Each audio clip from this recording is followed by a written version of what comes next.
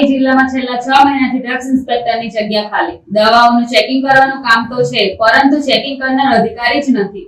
પ્રજાના આરોગ્યની ચિંતા વચ્ચે તંત્રની આ ખાલી ખુરશી હવે સવાલો ઉભા કરી રહી છે. તાપી જિલ્લામાં છેલ્લા 6 મહિનાથી ડ્રગ્સ ઇન્સ્પેક્ટરની જગ્યા ખાલી છે.